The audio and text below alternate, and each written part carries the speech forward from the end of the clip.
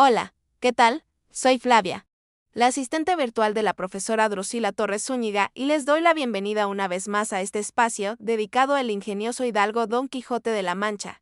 A partir de ahora, apoyaré a la profesora Drusila en la narración de algunos resúmenes. Hoy retomamos la lectura del Quijote para conversar sobre los siguientes capítulos de la segunda sección.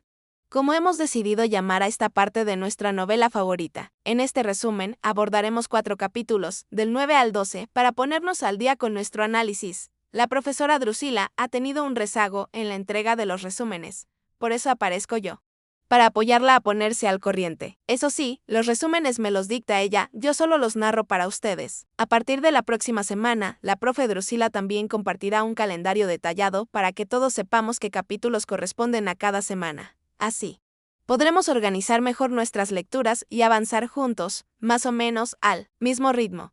Recuerden que los capítulos son breves, así que no importa si van un poco adelantados o atrasados, eventualmente todos llegaremos al mismo punto de entonces. Retomamos esta segunda sección del ingenioso hidalgo Don Quijote de La Mancha justo donde lo dejamos, con la pelea entre Don Quijote y el vizcaíno en su punto más álgido. Como recordarán, la primera parte concluyó con este duelo suspendido en el tiempo. Es fascinante cómo Cervantes inicia esta segunda sección.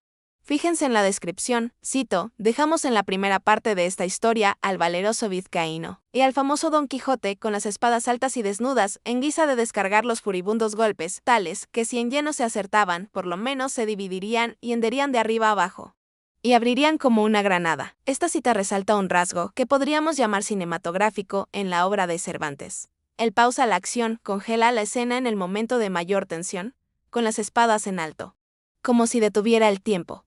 Esta estrategia narrativa es verdaderamente vanguardista para el siglo XVII y para los siglos venideros. Si recuerdan, en el Club de Lectura Novelatura, cuando analizaron los recuerdos del porvenir de Elena Garro, encontraron una técnica similar. Escenas donde el tiempo se detiene, un caballo en carrera se congela, personajes suspendidos en el movimiento. Son imágenes que hoy asociamos al cine, pero que Cervantes ya anticipaba en el siglo XVII. Es impresionante cómo se adelanta estrategias narrativas que autores posteriores explorarían a fondo. En este capítulo 9, que da inicio a la segunda sección, Cervantes retoma la idea que ya había insinuado. La historia que nos ha estado contando es un fragmento encontrado, un manuscrito preexistente. Y en este nuevo capítulo, el narrador nos confiesa su desazón al ver la historia interrumpida justo en el clímax de la batalla. Se lamenta de no saber cómo continuarla. Pero, atención. Aquí viene un giro inesperado. El narrador, que se identifica con Miguel de Cervantes, nos cuenta que, un día, estando en el Alcana de Toledo, un joven llegó a venderle unos cartapacios y papeles viejos, como él se describe como un aficionado a la lectura, incluso de papeles rotos encontrados en la calle. Tomó uno de estos cartapacios, una especie de carpeta llena de hojas sueltas. Al empezar a leer esos papeles, sorpresa, descubre que contenían la continuación de la historia de Don Quijote. Pero aquí viene lo más asombroso, esa historia no estaba escrita en español, el idioma en el que Cervantes nos la está narrando, sino en árabe. ¿Se imaginan? Cualquiera pensaría que Cervantes nos cuenta la historia en su lengua original, el español, pero no. Ahora, Cervantes nos introduce en este juego fascinante. Él es, en realidad, el traductor de una historia que originalmente fue escrita en árabe. Con este recurso, se subraya la profunda influencia de la cultura árabe en España. Una cultura que permaneció durante 800 años en la península ibérica. A pesar de la expulsión de los árabes, su legado cultural persistió permeando la literatura y la cultura hispana en general. En aquella época, una parte importante de la literatura se escribía en árabe. ¡Qué revelador es esto! Y no solo se escribió en árabe, sino también utilizando la escritura árabe, tan diferente de la escritura latina que usamos en español. Este detalle es realmente significativo para nosotros. Miguel de Cervantes, en su relato, nos cuenta que esperaba encontrar a alguien que pudiera traducir el texto árabe. Afortunadamente, halló una persona que le ayudó a leerlo. Y así descubrió que se trataba, efectivamente, de la historia de Don Quijote de la Mancha. Según el manuscrito, la historia fue escrita originalmente por Cide Hamete Benengeli, un nombre que suena inequívocamente árabe. Recordemos que, dentro de la ficción cervantina, Cide Hamete Benengeli es este historiador arábigo, un personaje paródico creado por Cervantes. Es un nombre que evoca lo árabe, pero en clave humorística, porque todo esto es parte del juego de ficción que nos propone el autor. Así, Cide Hamete Benengeli se convierte en el supuesto autor original de Las aventuras del Quijote, cuyo manuscrito Cervantes dice traducir. En este punto del capítulo, Cervantes retoma la narración de la pelea entre Don Quijote y el vizcaíno, siguiendo el texto que supuestamente encontró. Es interesante notar que, en el mismo capítulo, Cervantes, como narrador, expresa cierta precaución hacia la historia escrita por Cide Hamete Benengeli. Menciona que hay que ser cautelosos con lo que escriben los árabes. Y aquí es importante señalar que esta afirmación refleja un prejuicio de la época de Cervantes. En la España del siglo XVII y en Europa en general persistía y persiste un fuerte rechazo hacia la cultura islámica y, por supuesto, hacia las personas musulmanas. Este prejuicio se extendía a sus escritos y Cervantes, al incluir este comentario, nos muestra un reflejo de las ideas preconcebidas de su tiempo. No debemos interpretarlo como una opinión personal de Cervantes, sino como una representación del sentir generalizado de la época, donde se tendía a desconfiar y menospreciar la cultura y la escritura árabe. En el capítulo 10 podemos apreciar con mayor nitidez la perspectiva de Sancho Panza frente a las aventuras de Don Quijote. Como ya hemos notado, Sancho es un personaje mucho más realista y pragmático. En este capítulo, le advierte a Don Quijote sobre los peligros de sus acciones, señalando que podrían ser arrestados por la justicia, especialmente tras su enfrentamiento con miembros de la Santa Hermandad y figuras eclesiásticas. Pero Don Quijote, fiel a su idealización del mundo caballeresco, responde con una frase reveladora, cito: ¿dónde has visto tú o leído jamás que, caballero andante, haya sido puesto ante la justicia por más homicidios que hubiese cometido? Observen cómo esta respuesta sugiere que Don Quijote, en cierto nivel, es consciente de que sus actos podrían considerarse fechorías, aunque las justifique, bajo el código de la caballería. Este punto conecta directamente con la discusión que tendremos en nuestra sesión grupal sobre los libros de caballerías y su influencia en Don Quijote. Por otro lado, Sancho, siempre preocupado por lo tangible, insiste en la cuestión material, preguntando constantemente cómo piensa Don Quijote pagarle la ínsula prometida. Y Don Quijote, con su optimismo e idealismo característicos, le tranquiliza,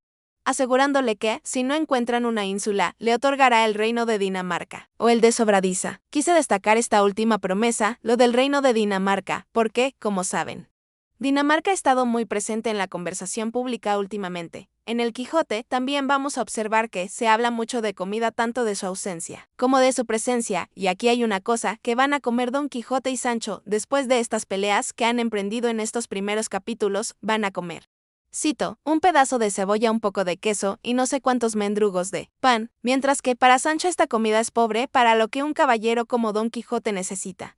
Don Quijote argumenta que los caballeros se conforman con lo que hay, y con esto se reitera esta idealización de todo lo que le sucede. Ahora, diríamos que romantiza su viaje, mientras que Sancho Panza es más realista. Incluso cuando se van a dormir a la intemperie, para Sancho Panza, esto es una pesadumbre, mientras que para Don Quijote es una prueba más que le impone la caballería. En el capítulo 11, Don Quijote profundiza en su idealización de los tiempos pasados, especialmente de la caballería antigua. Describe aquella época como un siglo dorado, donde reinaban la paz, la amistad, la concordia, y los conceptos de amor eran sublimes. En marcado contraste, se refiere al presente, llamándolo nuestros detestables siglos, donde, en su visión, nadie está a salvo, y particularmente las doncellas, las mujeres no casadas, se encuentran desprotegidas. Esta supuesta inseguridad del presente es precisamente lo que, según Don Quijote, lo impulsa a seguir su camino como caballero andante. Es evidente cómo Don Quijote idealiza el pasado. Y es natural preguntarnos, ¿fue realmente tan perfecto e idílico el pasado que Don Quijote imagina? Esta idealización se presenta como una forma de escape, una vía para evadir tanto su presente como su propia historia personal, y a partir de estos capítulos, Don Quijote y Sancho comenzarán a interactuar con una multitud de personajes que, sin duda, enriquecerán aún más su aventura. En este punto del capítulo 11, Don Quijote y Sancho conocen a un mozo llamado Antonio. Antonio les comparte su historia de desamor, recitándoles un poema donde expresa su sufrimiento por mal de amores. Mientras esto ocurre, llega otro muchacho con noticias sobre otra historia amorosa, aún más trágica. Les informa, cito, murió esta mañana aquel famoso pastor estudiante llamado Grisóstomo, y se murmura que ha muerto de amores de aquella endiablada moza de Martela, hija de Guillermo el Rico, aquella que se anda en hábito de pastora por estos andurriales. Así se introduce la historia de Grisóstomo y Martela, que se desarrollará a lo largo de varios capítulos y que iremos descubriendo juntos. Aquí quiero señalar algo que quizás podamos explorar más a fondo en nuestras sesiones grupales. El Quijote es una obra que contiene múltiples historias dentro de sí, como si fuera una caja china, una matriosca de relatos. La historia principal de Don Quijote alberga muchas otras historias más pequeñas. En este caso, lo que presenciamos es la inserción de una novela pastoril. En esencia, una novela pastoril es un relato de amor protagonizado por personajes del entorno rural, pastores y pastoras. Este tipo de novelas eran muy populares en la época, al igual que las historias de amor lo siguen siendo hoy en día, aunque ya no se ambienten exclusivamente entre pastores. Para finalizar, resaltamos el aporte lingüístico de esta semana. Don Quijote, como personaje culto y lector empedernido, se distingue por su lenguaje refinado, en contraste con otros personajes menos instruidos que cruzan su camino. Uno de los muchachos que narra la historia de Grisóstomo y Martela, por ejemplo, utiliza expresiones coloquiales y comete errores de dicción, como decir Cris en lugar de eclipse o estil en vez de estéril. Don Quijote, en su papel de erudito, no puede evitar corregirle, indicándole la forma correcta de pronunciar eclipse estéril, y aclarando que la ciencia de los astros a la que se refiere es, en realidad, la astrología. El muchacho, con cierta exasperación, le responde: Señor, sí se la pasa corrigiéndome. Nunca terminaré de contar mi historia. Este intercambio es una muestra más de cómo Cervantes juega magistralmente con los diferentes registros del lenguaje, alternando entre la seriedad y la comicidad.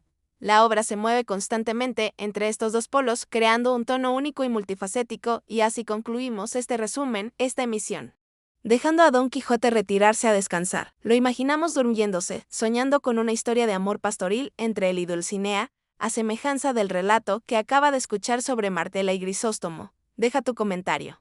Dime qué tal narré, lo hice igual de bien que la profe Drusila, quizá hasta entone mejor. Me encantará leer tus impresiones. Nos vemos en el próximo resumen. Vale.